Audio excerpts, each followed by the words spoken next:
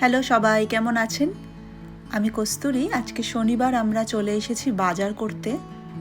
তো আপনাদেরও নিয়ে এলাম, কারণ এখানে আসার পর থেকে সবথেকে যেই প্রশ্নটার আমি বেশি সম্মুখীন হয়েছি সেটা হলো খাওয়া দাওয়া রিলেটেড, যে আমরা এখানে কীরকম ইন্ডিয়ান সবজি বা মাছ পাই ইত্যাদি ইত্যাদি।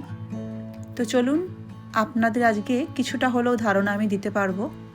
প্রথমেই চলুন একটা ইন্টারেস্টিং জিনিস দেখাই, যেটা আমি কোনোদিনই আগে এক্সপেক্ট করিনি যেটা পলিশ শপেও পাওয়া যেতে পারে। সেটা হলো এই যে আমাদের বাঙালিদের পোস্ত।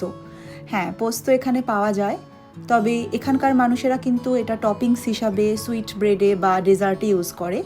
দামটাও দেখুন অনেকটাই কম, 9.19 PLN 200 গ্রামের প্যাকেটের দাম, মানে ভারতীয় টাকায় এই ধরুন 211-12 টাকা মতো পড়ে।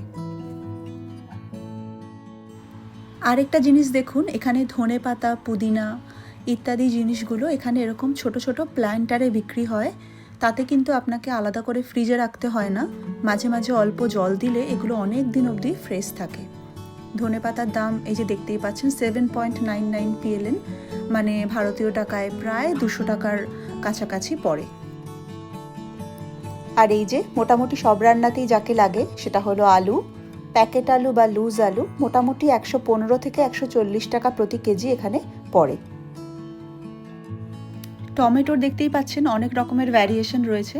একদম যে ছোট ছোট টমেটোগুলো, ওগুলোকে এখানে বলা হয় চেরি টমেটো। আর ফুলকপির দাম কিন্তু এখানে 138 থেকে 370 টাকার মধ্যে থাকে পিস হিসাবে। আজকে দেখছি এখানে একটু অফারে রয়েছে। কাঁচা লঙ্কা কিন্তু আমরা ইন্ডিয়ান শপ থেকেই কিনি, কারণ এগুলো একদমই ঝাল থাকে না। প্যাকেটে দেখতে পাচ্ছেন স্পিনাচ বা পালং শাক, 200 গ্রামের মতো দাম পড়ে প্রায় 138 টাকা মতো। আর এটা তো অ্যাভোকাডো, আপনারা জানেনই। আমি কিন্তু জানতাম না যে এটা কী করে খেতে হয়, পরে আস্তে আস্তে শিখেছি যে এটা স্মুদি বা স্যান্ডউইচ করে খেতেই বেশি ভালো লাগে। আরেকটা জিনিস আমি আপনাদের দেখাই, এখানে কিন্তু লুজ সবজি বা ফল যাই নেন না কেন সেটা নিজেদের ওয়েট করে নিতে হয়। এরকম মেশিনে আইটেম নাম্বার বা সবজির নাম সিলেক্ট করলে ওজন বুঝে এরকম একটা স্টিকার বেরোয়, সেখানে প্রাইস আর ওয়েট লেখা থাকে। আরেকটা জিনিস দেখুন, এরকম কিন্তু সবজি কেটে বা ছাড়িয়েও সলিউশনের মধ্যে এখানে রেখে বিক্রি করা হয়। ব্যস্ততার মধ্যে এগুলো হয়তো অনেকটাই ইজি টু মেক বা ইজি টু কুক হয়, কিন্তু আমি কোনোদিনও এগুলো খুব একটা ইউজ করি না। শুধুমাত্র পিস আর কর্নটা আমি এরকম সলিউশনের মধ্যে থাকা অবস্থায় কিনি।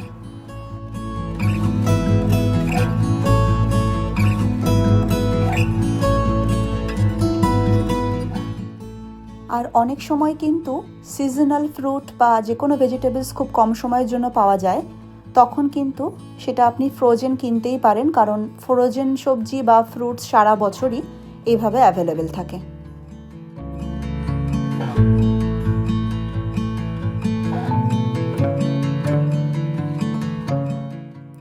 আমি আজকের ভিডিওতে অনেকগুলো সেকশনে স্কিপ করলাম, কারণ অনেকটাই লেন্দি হয়ে যেত। পরের ভিডিওতে আমি নিশ্চয়ই সেগুলো কভার করব। আজকে এই অবধিই থাক, চলুন এবার বাড়ি ফিরব।